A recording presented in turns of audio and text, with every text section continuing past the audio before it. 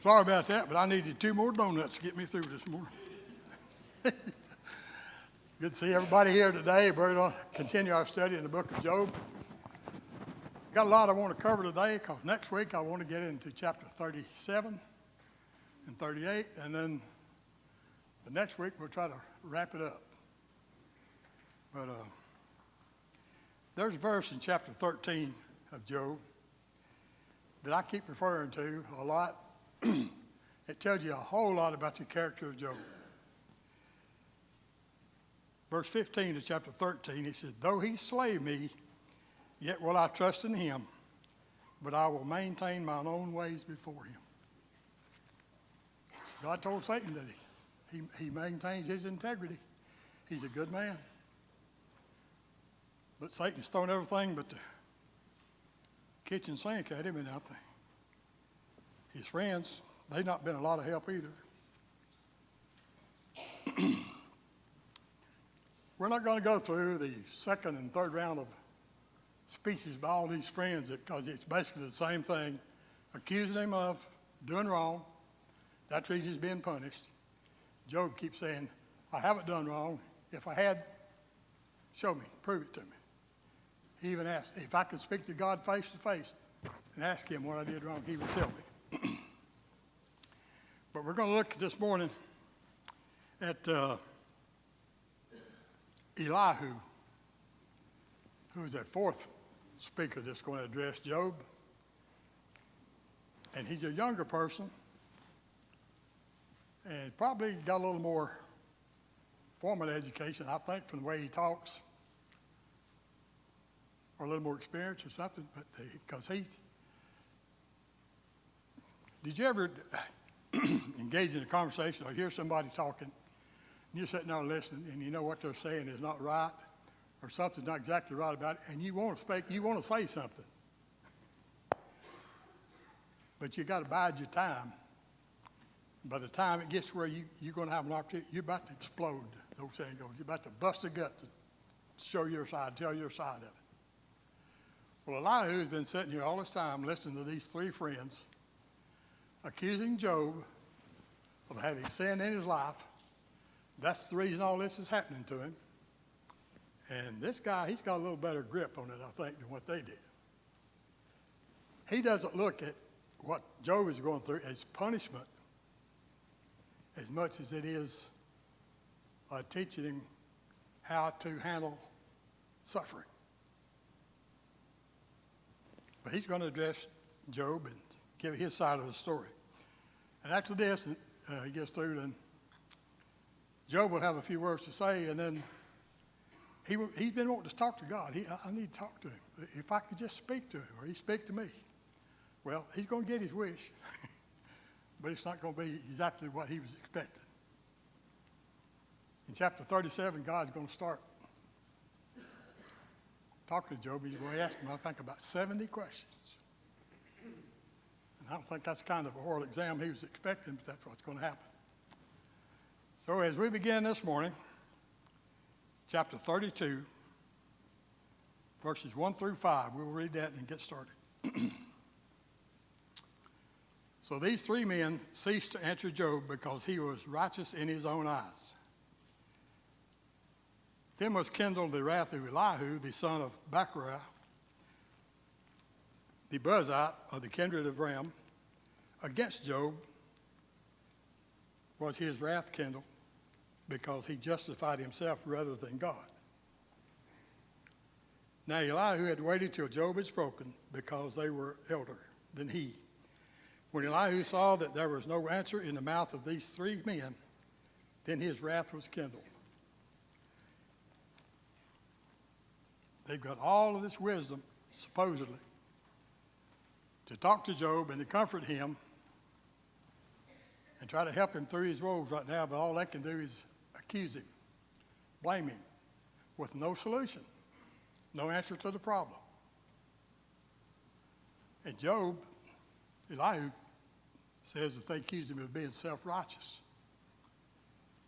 I don't know if this is the same as self-righteous or not, but when you know good and well you haven't done something, and people saying you do, and you keep saying you're not, does that mean you're self-righteous, or you just know the truth?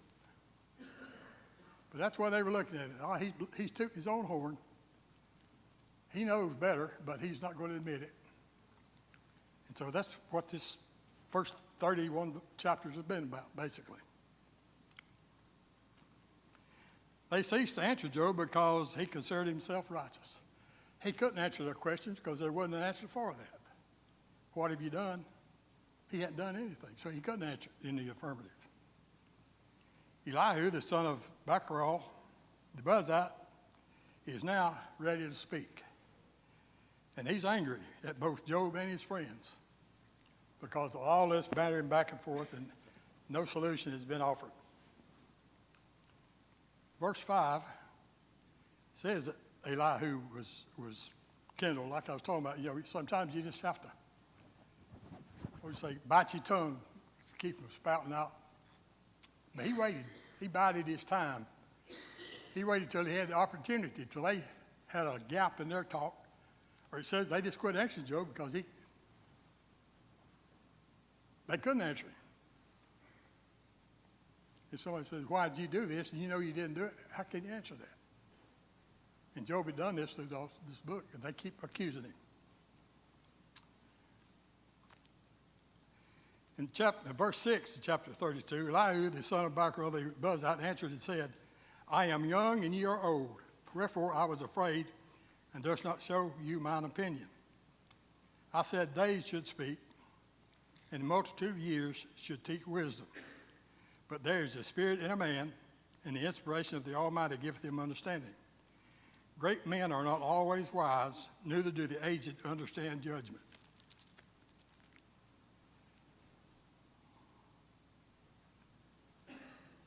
At a young age, he realizes that just because these men are old, should be smart, and I'll say this because I am one, most old men are.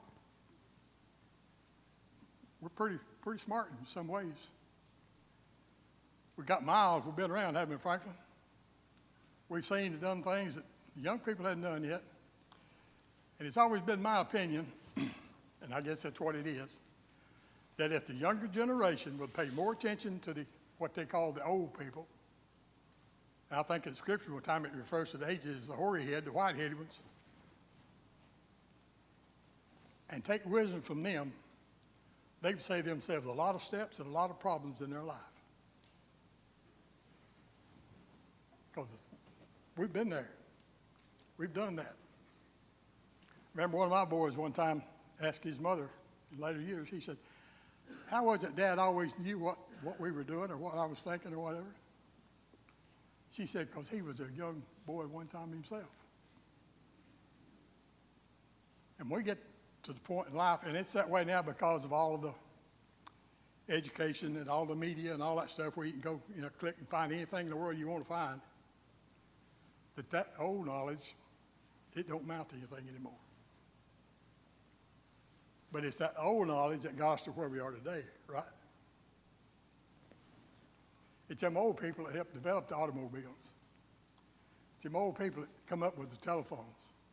It's them old people that made all this. They made it. God created everything. We made stuff out of what He created. And we can't discount them. But this young man that sat there and heard these three men, blah, blah, blah, blah, blah, blah, but they never come up with a solution. Never come up with an answer to the problem. And that's why he said that the age difference had made him afraid to speak. He believed that age should speak, for it should teach wisdom. But aged men are not always wise, 32, 8, and 9. The breath of the Almighty, that is the Spirit, also giveth man understanding. Age alone does not guarantee wisdom and understanding of justice. You can be old and have an opinion or thought about something that you've had all your life, and it could be wrong. When it comes to Scriptures, how are we to approach the Scriptures in that manner? Paul said that the Bereans, they searched the Scriptures daily to see those things were true that were being taught. Been watching a lot of GBN lately, and hear some of those programs and discussions. about some of the thoughts of the religious world and how this, because some man hundreds of years ago decided to start this particular religion and come out with his thoughts and his dogma on it, and everybody just takes it at face value, what he says, with no research. And through the years, it's grown into, well, that's got to be true, because so-and-so said so many years ago, nobody's ever challenged it. Let's see if I can get this right. I think it was Hitler that said, tell a man the truth one time and he won't believe it, but tell him a lie 1,000 times and he'll consider it a fact. We speak the truth concerning the Scriptures, concerning salvation, and how to get there, but then how many different opinions or, quote, doctrines do we hear concerning that? There's only one, and it's what Jesus laid forth in his teachings. It's what the apostles taught. And the apostles all taught the same thing that Jesus taught. Jesus taught what the Lord told him to tell.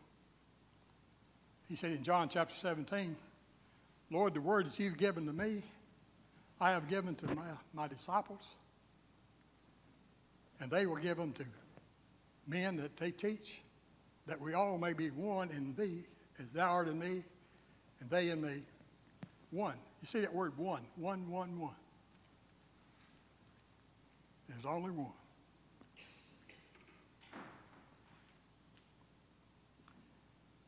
Verse 10 through 14. Therefore said I, hearken unto me, and I will show mine opinion. And behold, I waited for your words. I give ear to your reasons, whilst ye searched out what to say. Yet I attended unto you. Yea, I attended unto you, and behold, there was none of you that convinced Job, or that answered his words. Now he hath not directed his words against me, neither will I answer him with your speeches.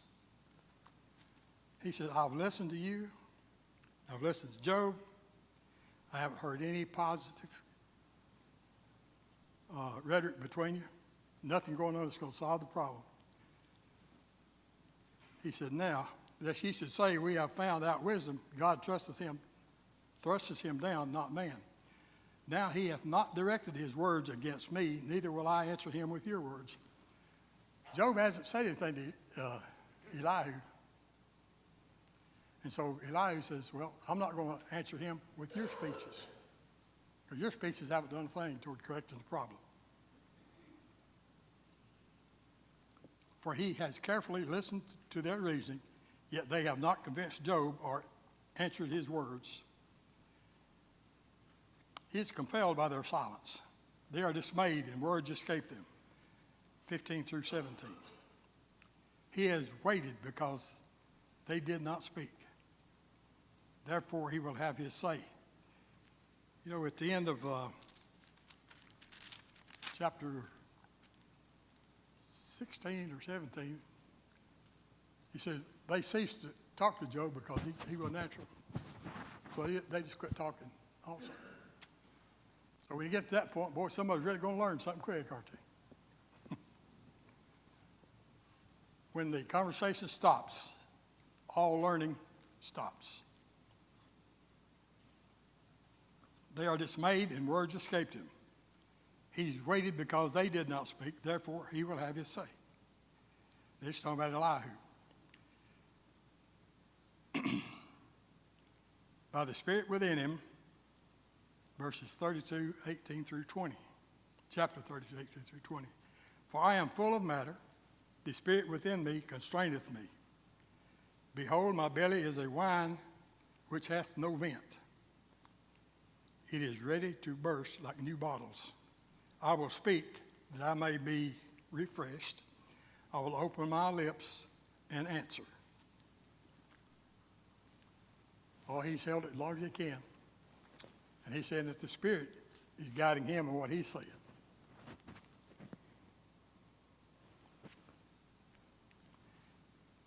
But But he finds that he's got to say something. He can't be quiet anymore.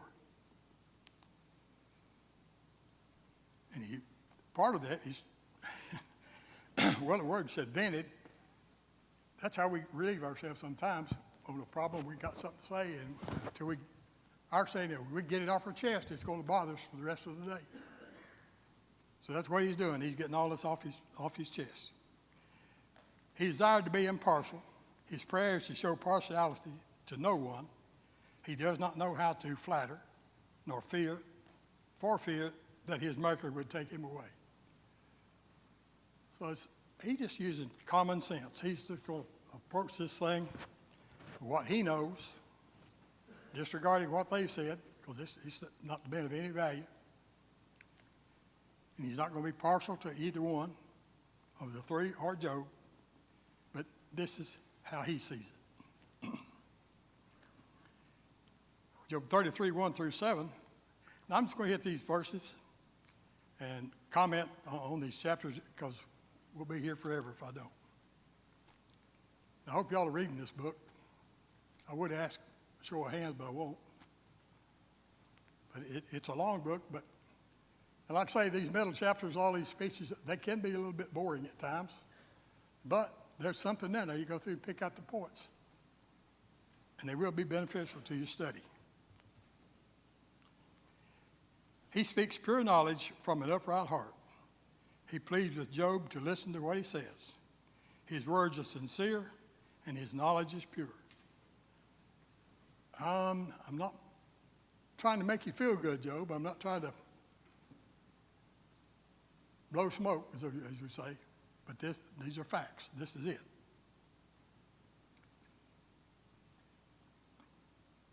And what I'm saying is knowledge is pure, it's proven knowledge. Not something that he's made up, or something he's heard, but he has a good grip on what he's fixed to say. He can be as Job spoke from before God, 33, 4 through 7, and go back, cite chapter 13, 20 through 22. He was created by the Spirit of God. Let Job say he can answer him, if he can answer him. Job does not need to fear him because he's a man just as Job is. He's made out of clay just like Job. I'm not some supernatural something here that's come in that's going to blow all this stuff out of the water. This is the common sense that we're going to look at.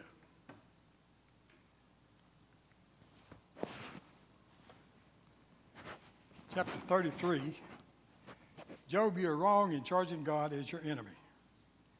As Elihu had heard Job profess his innocence while counting God as his enemy. This is not right, for God is greater than man and not accountable to man. Job admits that he's innocent. Then he turns right around and says, but God is his enemy. Or he's God's enemy. And what does he base that on? All this has come on him. Because he doesn't have a clue. He's heard all this so-called reasoning from the friends, and he's tried to figure it out on his own. And he's about to come back for, well, I must have done something. Because now God is my enemy. He's putting all this on me. But I think that comes from all the rhetoric from these three friends. You know, enough people shouting in your ear over a period of time can get your attention and maybe make you question where you stand.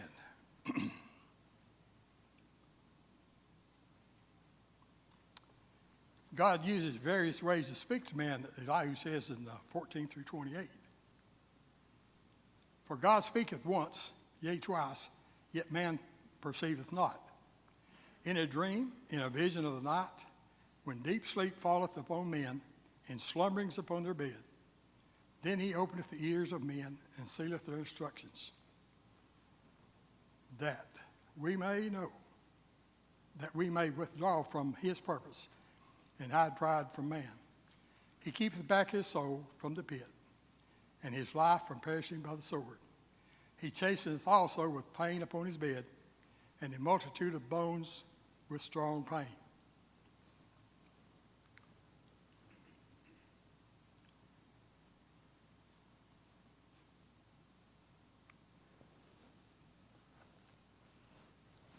what do they call that, subconscious learning that we do, where you're supposed to put earphones on, listen to it all night, and get the next day you can speak 4 languages? And people say, oh, I had this vision in the night, or I had this dream. God used to speak to people that way. But now he speaks to us how? Through his word. 1 Corinthians says that when the days of those things, knowledge and all that, the miracles, stuff, they're going to cease when that which is perfect has come, and that is the word. We've got the word now, so this is where we go for our directions. I talk to people quite a bit that are caught up in some religious organization. And all the time, God's telling me this, God's telling me that. God told me to do this, God told me to do that. If it's in here, then that's valid, if you follow what God said do. But he doesn't speak to you when you're out in the garden, sweating with that hoe. Some people say, well, God told me it's time to take a break. No. Your body told you it's time to take a break. Common sense tells you need to take a break. God gave us those smarts to be able to handle life like that.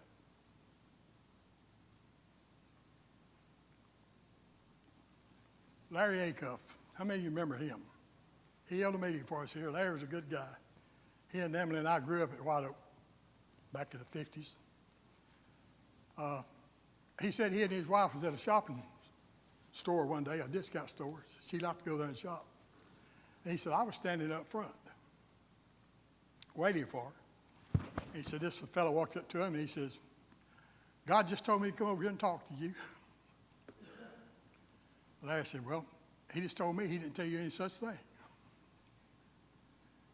the man went off in a rage. If we see somebody that needs talking to, it's because we realize that they need it. Or somebody we know we want to talk to them. God doesn't, we're not robots. He's sitting there with that joystick. Franklin, you go over here and do this. Dean, you go over here and do this. That's not the way it works, but people have that idea that God directs every motion, every step, every move that we make. If that was the case, would anybody be lost?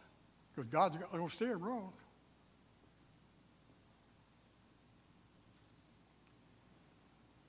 But in the old patriarchal system, Mosaic age, God did speak to the fathers and the prophets directly. But now he commands us. He speaks to us through his son. John 12, 48, 49, 50. Even though man may not heed what God is saying through the scriptures, that's his problem. Such dreams or visions are to turn man back, such as chastening with pain, special messengers sent to deliver him from the pit, sent to restore him back to God. How many times did God have to intervene on the behalf of the Israelite people? Some 14 times, I think, in the book of Judges, when they would cry out to God for help and God would deliver them. And that'd be good for about a period of 40 years. And what happened? Well, I got it this far now. I can handle it from here on. And they're right back in the same situation. Cry out and God delivers them again. But he sent us a set of instructions through this word. If we stay in this roadmap to heaven, I call it an OEM. It's operator's manual. If you ever worked for a company where you got a lot of stuff going, they got a big book on procedures, how to do things. This is our procedures. This is how we operate that elevator to get to heaven. That's it. God's purpose is disciplinary, not punitive. Now, Elihu, I think, kind of realized this. That what's happening to Job right now is not necessarily punishing him for something done wrong, but to, what did I say earlier, teach him how to endure suffering. It's chastisement, not punitive.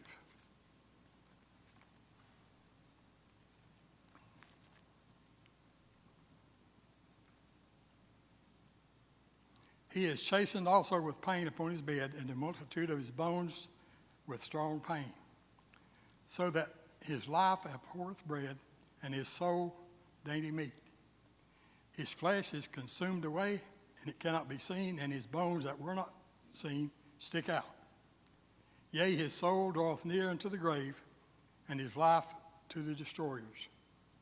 If there be a messenger with him, an interpreter, one among 1,000, to show unto man his uprightness, then he is gracious unto him, and saith, Deliver him from going down to the pit. I have found a ransom. Going down to the pit, going down to the grave, Sheol. If you can find somebody that can interpret this thing and tell you what's going on, then you found a friend and he's going to deliver you. Well, let's put that in perspective. We were all at one time headed to that pit. But we had an interpreter. We learned through the Word, through our study, Bible studies, through sermons, lessons and teachings, told us how to avoid that. And Jesus Christ was that interpreter, that mediator that came in, that delivered us from that pit, that we won't have to suffer. He was the ransom for our souls and our sins. And after that, it says, His flesh shall be fresher than a child's. He shall return to the days of his youth. He shall pray unto God, and he will be favorable unto him. And he shall see his face with joy, for he will render unto man his righteousness. I wonder if that even rung a bell with Job in his misery right now. Because he said before, if I could just be like I was in the months before all this took place. Well, this is, I don't know if it's a prophetic word or what, but that's what's going to happen. Because Job will, his flesh and all will be restored, and all his joys will be restored to him, but we'll see at the end of the book. Elihu condemns Job's reasoning, 35, 1 through 16. He reproved Job for thinking righteousness does not profit one. He claims that God is too great to be manipulated by man's little deeds. He contends that God may not respond to cries for help because of man's pride. He counsels Job to be patient and wait for God's justice, for Job has been speaking prematurely and foolishly.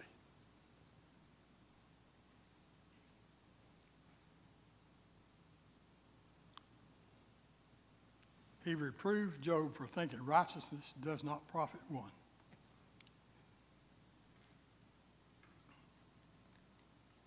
"35 verses 1 and 2 and 3.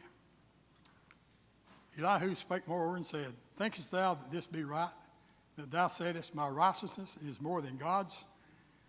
For thou saidest, What advantage would it be unto thee, and what profit shall I have if I be cleansed from my sin? I will answer thee and thy companions with thee."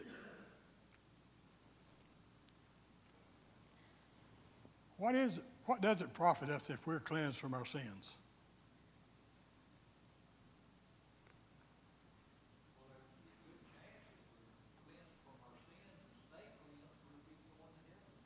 Absolutely. That's what it profits. But see, Job's not thinking in that realm right now because of his misery. He knows, I'm an upright and just man. I eschew evil, and I serve God with all my being. And he knows he's done this. I've served him. What's it profited me? That's his question now. And when I'm in need, where is God? Why don't he come and tell me what I've done so that I can correct it? And Elihu reproves him for this. Job claims that God is too great to be manipulated by man's little deeds. And he is. We can't tell God what to do. Like I've said in previous lessons, his ways are higher than our ways, his thoughts than ours. And God's going to ask Job that question when he gets a little further in here. Who is this that challenges God without Learning. He contends that God may not respond to cries for help because of man's pride. Well, if man's pride has anything to do with it, he wouldn't be asking for God to help to start with. You know, pride is a bad thing. And that word, I've heard it discussed, and people talking about, boy, I'm proud of so-and-so, and I'm proud. We know what, I'm glad for him. I appreciate what he's done. But that proud is a form of the word pride, I think, and we kind of frown on that word pride because we say pride goeth before a fall. We don't need to puff ourselves up, feel like we're something we're not. He counsels Job to be patient and wait for God's justice. Job has been speaking prematurely and foolishly. Would you think that all the months that Job has been enduring this, all that he's been going through, putting through, and he's beginning to wear on him like he would all of it, you think he's speaking prematurely?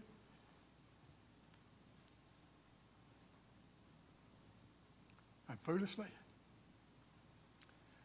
I can see where it comes to a point where a person facing this kind of torment through his life could cloud his judgment. Think of some of the martyrs. I've got a book that's called Fox's Book of Martyrs. Talks about all these people that rebelled or taught against Catholicism and all these church religions, how they were slaughtered. They would give those people an opportunity to recant. I reject Jesus, and I give my allegiance to the Catholic Church or to the state church on the grounds that they'd be spared. Well, most times they wouldn't. After they made that statement, they were killed anyway. Then there's examples of those that would not even consider recanting, but would sing songs, psalms, pray, and praise God through all their torture that they were going through at the time.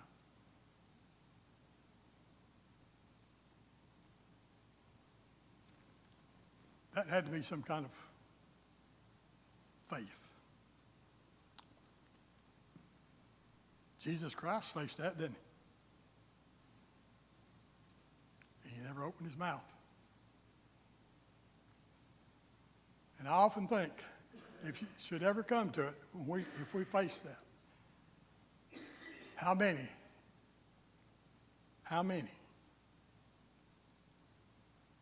would recant to try to save their life? How many would say, I will not, knowing that death is imminent? Knowing if they put your family members in front of you, and if you don't recant, you see your family members slaughtered one by one. That happens.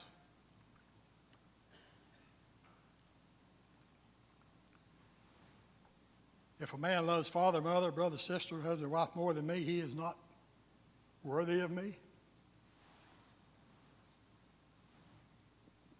God is number one in our life.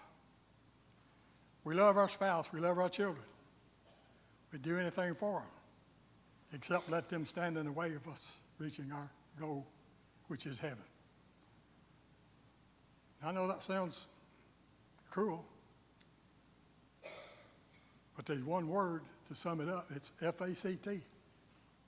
That's a fact, my friend. If you put somebody before God in your life, Jesus says, you're not worthy of me. And so Job, he's probably borderline on this point of feeling like, what's the use? But Elihu wants to reinforce the greatness of God. He proclaims God's goodness, 36, 1 through 23. He asks Job to bear with him as he ascribes the righteousness to God, claiming that God may use affliction to draw the righteous to himself. Job needs to take heed, for he has begun to act like the hypocrites. It's wearing on him. It's clouding his judgment, thinking in the wrong channels. But God has a purpose here. And Elihu is trying to steer Job back in that direction. God's greatness is beyond comprehension, as seen in the rain cycles. God's greatness is seen in the thunder, the snow, and the rain. In the view of such greatness, what can man teach God? We see the weather cycles. We can't figure them out. We got people go to college and spend all kind of money on being forecasters or meteorologists. And I remember several years ago, a hurricane was coming up the Gulf Coast, and they were going to stop it. They were going to seed that thing with iodide crystals. They flew these planes down and dumped all this stuff in it. Didn't stop it. If anything, it increased it. It turned into a bigger storm than they thought it would be to start with. We don't want to mess with God's creation. He sets this stuff in motion for a purpose. I know we live in an area where we get some pretty stout winds sometimes, tornadoes and all. And usually they come through late in the evening or at night. But in the morning when you get up and look outside, it's a clear sky. It is absolutely beautiful. I call it God's vacuum cleaner. It comes through and moves all the trash. Now, I'm not talking about everybody's house being trash, but you get the point I'm trying to make. How pristine, how clear, how pretty it looks the weather the next day after all the clouds and stuff before. See his greatness in the thunder, the snow and the rain. We can't explain it. We just know it happens. And see, all nature around about us shows his handiwork. We can look about us and see that God is real. He is in control. We need to put our trust and our faith in God, and he will deliver. I will never leave thee nor forsake thee. If we follow God, if we keep true to his word, whatever befalls us, we know this. God is real. God is true. He is not slack concerning his promises, as man counts slackness, but he's long-suffering to us that all should come to repentance. We follow his word, we're going to get that crown that he talks about in Revelation, that crown of life. Next week, we will talk about chapter 37 and see what God has to say to Job. Thank you.